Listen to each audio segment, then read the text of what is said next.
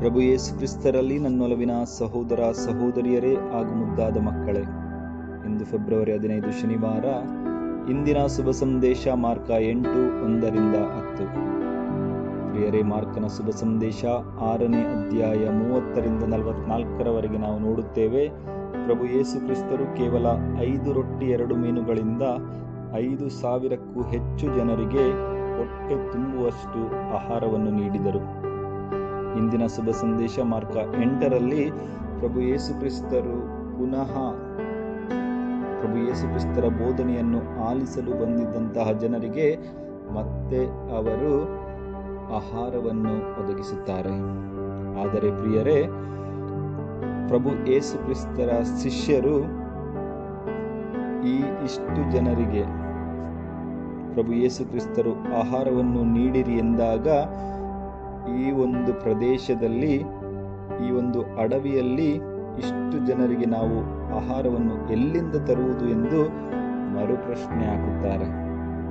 ಪ್ರಿಯರೇ, ಮಾರ್ಕ 6ನೇ ಅಧ್ಯಾಯದಲ್ಲಿ ಪ್ರಭು ಯೇಸು ಕ್ರಿಸ್ತರು ಮಾಡಿದಂತಹ ಅದ್ಭುತವನ್ನು ಈ ಶಿಷ್ಯರು ತಮ್ಮ ಕಣ್ಣಾರೆ ಕಂಡಿದ್ದರು.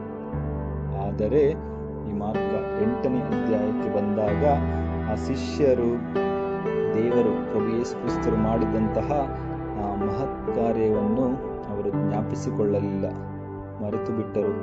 ಆದ್ದರಿಂದ ಪುನಃ ಪ್ರಶ್ನಿಸುತ್ತಾರೆ, ನಾವು ಇಷ್ಟು ಜನರಿಗೆ ಎಲ್ಲಿಂದ ಆಹಾರವನ್ನು ಒದಗಿಸುವುದು ಎಂದು. ಪ್ರಿಯರೇ, ನಮ್ಮ ಜೀವನದಲ್ಲೂ ಸಹ ಅದೆಂತಹ ಕಷ್ಟ ನೋವುಗಳು ಬಂದಾಗ ದೇವರು ನಮ್ಮನ್ನು ಸಂರಕ್ಷಿಸಿದ್ದಾರೆ, ನಮ್ಮ ಜೊತೆಗಿದ್ದು ಕಾಪಾಡಿದ್ದಾರೆ. ಆದರೆ ಅದೇ ರೀತಿಯ ಕಷ್ಟಗಳು, ನೋವುಗಳು ಮತ್ತೆ ಮರುಕಳಿಸಿ ನಮ್ಮ ಜೀವನದಲ್ಲಿ ಬಂದಾಗ ನಾವು ಹಲವು ಬಾರಿ ಶಿಷ್ಯರಂತೆ ವಿಶ್ವಾಸವನ್ನು ಕಳೆದುಕೊಂಡು ದೇವ ಎಲ್ಲಿದ್ದೀಯಾ ಎಂದು ನಾವು ಮತ್ತೆ ಪ್ರಶ್ನಿಸುತ್ತೇವೆ, ಅವಿಶ್ವಾಸವನ್ನು ಪ್ರದರ್ಶಿಸುತ್ತೇವೆ. ಪ್ರಿಯರೇ, ನಾವು ಶಿಷ್ಯರಂತಾಗದೆ ದೇವರು ನಮಗೆ ಮಾಡಿರುವಂತಹ ಸಕಲ ಉಪಕಾರಗಳ ಸ್ಮರಣೆಯನ್ನು ಸದಾ ಮಾಡುತ್ತಾ, ಅಂದು ಕಾದಂತಹ ದೇವನು ನಮ್ಮನ್ನು ಕಾದು ಮುನ್ನಡೆಸುತ್ತಾನೆಂಬ ವಿಶ್ವಾಸದಿಂದ ಧೈರ್ಯವಾಗಿ ಮುಂದೆ ಹೋಗೋಣ. ದೇವರು ನಮ್ಮೆಲ್ಲರನ್ನು ಆಶೀರ್ವದಿಸಲಿ. ಆಮೇನ್. ಅಲ್ಲೆಲೂಯಾ.